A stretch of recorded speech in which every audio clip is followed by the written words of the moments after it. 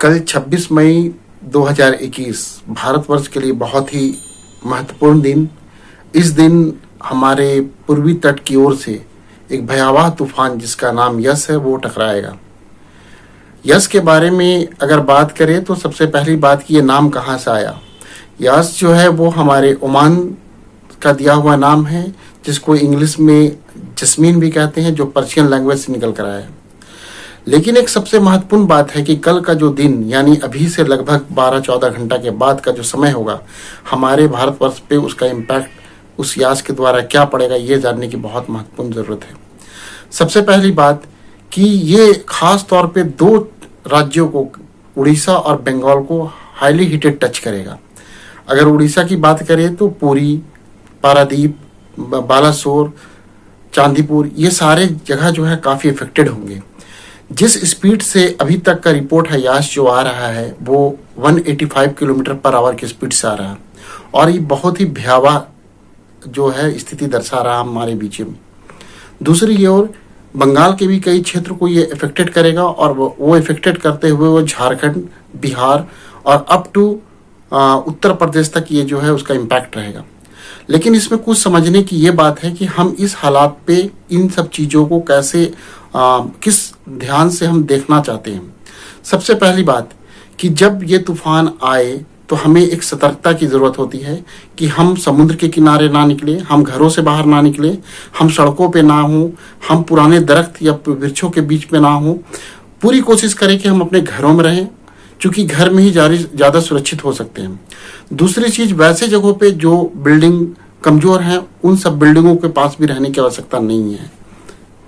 दूसरी चीज़ जो सबसे महत्वपूर्ण है वो ये कि ये जो यास है ये याद हमें 1999 के उड़ीसा में आए तूफान को याद करा रहा है, जिस तरीके से हरिकेन आता है।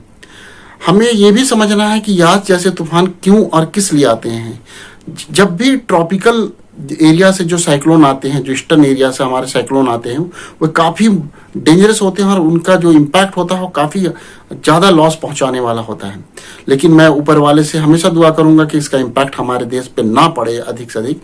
लेकिन जिस तरीके से और जिस रफ्तार से वो आ रहा है, हकीकत में वो काफ़ी नुकसान पहुंचाने वाला है। इसमें एक समझने की ज़रूरत ये भी है हम सारे लोगों को कि अगर जो लो लेइंग एरिया में है, जो समुद्र से सटे हुए जो एरिया में है, वे लोग को तुरंत शिफ्ट करना चाहिए ऊंचे वाले स्थानों पे और मजबूत घर वाले स्थानों पे जो टेम्प्रोरी उनका शेल्टर हो। इसके अलावा इसमें बहुत ज़्यादा चांसेस होते हैं तेज़ हवा के साथ, बहुत तेज़ी के साथ बारिश होने की और लैंडफॉल होने की, और कई जगहों पे फ्लड होने के भी चांसेस बहुत ज़्यादा होते हैं। तो पूरी कोशिश हम सारे लोगों को करनी चाहिए कि इस तरीके के जो जगह हैं उससे हम दूर रहें, और तभी हम सुरक्षित हो पाएंगे। सरकार द्वारा, नेशनल इंफॉर्मेशन सेंटर द्वारा काफ़ी इन्फॉर्मेशन दिए जा रहे हैं पूरे लोगों को कि किस प्रकार से इससे बचा जाए। हमें उसे फॉलो अप करने की ज़रूरत है। जब हम इसके डायरेक्ट प्रत्यक्ष रूप से बात करें कि इससे क्या हमारा नुकसान हो सकता है, तो सबसे पहला बात है कि ऐसे समय पे इलेक्ट्रोक्यूशन की प्रॉब्लम होती है, और मतलब एक्स्ट्रा ऑर्डिनरी चीज़ हो जाती है जिसको हम समझ नहीं पाते हैं।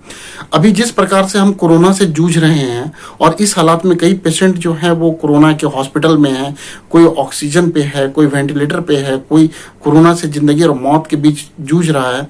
ऐसे हालात में इस तरह का तूफान आना हमारे लिए बहुत ही खतरनाक है, क्योंकि अगर इलेक्ट्रिकेशन की प्रॉब्लम्स हमारे हॉस्पिटल्स पे होंगे तो कहीं ना कहीं उसका इम्पैक्ट हमारे जो मरीज हैं उन पे भी पड़ेगा। तो इनको भी ध्यान देने की ज़रूरत है। लेकिन सबसे महत्वपूर्ण ये बात होता है कि आफ्टर पोस्ट डिजास्टर जो इम्पैक्ट आता है हमारे बीच में, जैसे कि मान लीजिए कि आपके डिजास्टर होने के बाद, यानी कि आपके साइक्लोन आने के बाद जो इम्पैक्ट पड़ता है, उसकी स्थिति और भी भयावह होती है, क्योंकि उसमें जो वेक्टर बॉर्न डिजीजेज होते हैं, जो वाटर बॉर्न डिजीजेज होते हैं, जो बीमारियां होती है पानी से फैलने वाली बीमारी, वो बहुत ज़्यादा होती है। हैजा, कॉलरा, या तो पॉइजनस वाटर बॉडीज हो जाती हैं, जो कीड़े मकोड़े जन जानवर जो मर जाते हैं उस जगह पे, तो वो वाटर बॉडीज भी पॉइजनस रहते हैं, जिसको कि फिश वगैरह इंटेक करेंगे तो हमें काफ़ी प्रॉब्लम होगा।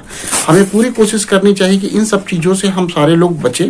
और दूसरी चीज़ कि इसके लिए जो सतर्कता की ज़रूरत है, उसमें हमें मेडिकल के जो स्टाफ हैं, मेडिकल जो डिपार्टमेंट होते हैं, उसे सजग रहने की ज़रूरत है। और जितने भी हाउस होल्ड मेडिकल्स होते हैं, जो मेडिसिन्स होते हैं, हमें कोशिश करनी चाहिए कि हम अपने पास रखें और पूरी तौर पे टेम्पोररी शेल्टर की व्यवस्था करने की आवश्यकता है। दूसरी चीज, आम जनता और आम नागरिकों को मैं एक सलाह देना चाहूंगा कि आप अभी इस हालात पे आप अपने खाने पीने की चीजों को, कैंडल जैसे चीजों को, मैच बॉक्स जैसे चीजों को सुरक्षित रखें, क्योंकि हो सकता है अगर इसका हाईली इम्पैक्ट हुआ और हाईली हीटेड हुआ तो आने वाले 2-3 दिनों में इसका जो असर होगा वो काफी भयावह होगा और उस हालत पे हमें इन सब सारी चीजों की जरूरत पड़ेगी। फिर भी मैं पूरी उम्मीद करता हूं कि हम सब सुरक्षित होंगे, इसके बावजूद कि हम जिस तरीके से कोरोना बीमारी से लड़ रहे हैं वैसे हम लोग इस साइक्लोन से भी लड़ के निकल जाएंगे और पुनः हम सारे लोग सुरक्षित होने के साथ एक स्वस्थ होंगे। बहुत बहुत धन्यवाद।